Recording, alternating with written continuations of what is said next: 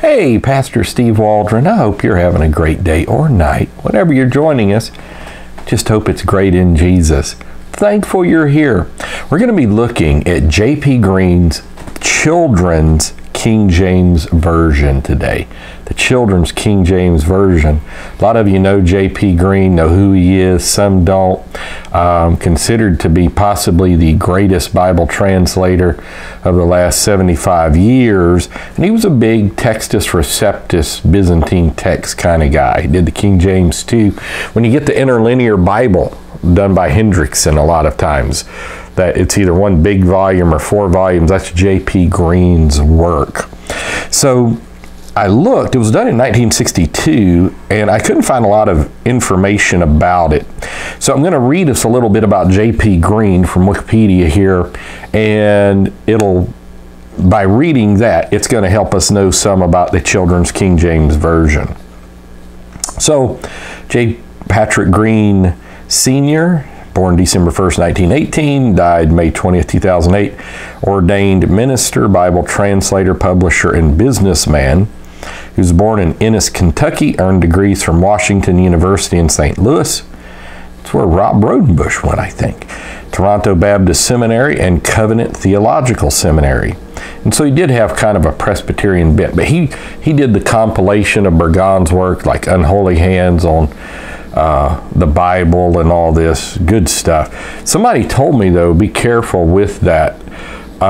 If you want the unabridged, those are not unabridged, they are abridged in there. His motivation to produce an accessible, more easily understood translation of the Bible began when he tried to read the King James to his children. They asked, "Daddy, why don't you make a Bible that we can understand?"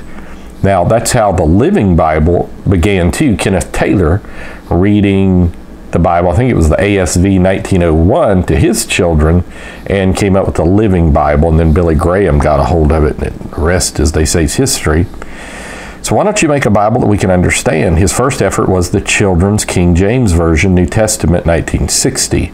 He went on to produce a large number of translations of the Bible into English, some revised multiple times, including the interlinear Greek English Bible in one volume. George Ricker Barry has a very good one of that as well, for those of you in the Textus Receptus tradition. He once described himself as the most experienced Bible translator now alive. He died in Lafayette, Indiana, 2008. So here's a partial list of his publications. Now, I did want to just say this. When I first really got into like the King James and all this kind of stuff, he was one of the only guys standing, because in the previous generation, David Otis Fuller and a lot of those guys were passed from the scene. And so this has been in the 80s. And so you had like Chick Publications and but you had J.P. Green. He kind of really stood the ground. Then you had Riplinger's book. Trust me, when I was in Christian book selling, New Age Bible versions, they finally, like Spring Arbor is where most people got their Christian books from, they banned the book, but it had already sold like 250,000 copies by the time they did. It was huge. It was like Benny Hinn's Good Morning Holy Spirit.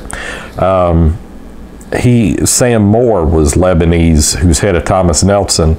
Benny Hinn was Lebanese. And so they kind of did it because he was Lebanese, and they had no idea. It sold like $800,000 copies, not dollars, like that. I remember one time Paul Orndorff, Mr. Wonderful, came in and said, "Do you have Good Morning Holy Spirit by Benny?" And I'm like, "Yep, right over here." All right, so he did the literal translation of the Holy Bible by Sovereign Grace Publishers, 1985.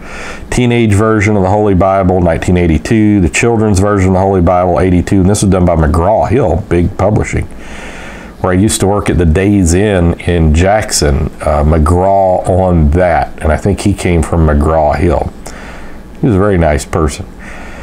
The Living Scriptures, a new translation, the King James Tradition, 1966, National Foundation for Christian Education, Marshallton, Delaware. King James 2 version, 1971. We've done a review of that on here. KJV 3, I think we've done a review of that as well. The Little Translation, New Testament Word for Word, English translation of Greek Textus Receptus Text, 2006. Modern King James Version, McGraw-Hill. The Living Scriptures, a new translation, King James Version Tradition.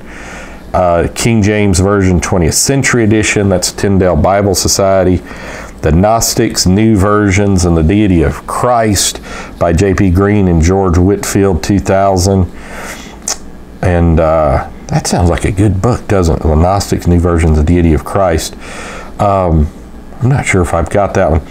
A Concise Lexicon of the Biblical Languages, 87, Hendrickson Publishing. And then Unholy Hands on the Bible, 1998. I was just looking here too, this book, William Chamberlain, Catalog of English Bible Translations, a classified bibliography of versions and edition, including books, parts, and Old New Testament Apocrypha. That sounds good too. William Paul also wrote a book, English Bible Translators. That sounds good too. Man, I'm going to mark this page. Add to reading list. I may add this to my bookmark. There's a lot of good stuff on here. Anyhow, so that's getting back to the Children's King James Bible. That's his motivation, and it's going to be Textus Receptus. So God bless. We'll talk with you later. Thanks so much for being here. Share with your friends and family, church family, Sunday school classes. Please put it on social media and subscribe and hit the bell notification. Join us daily. Love you. Bye.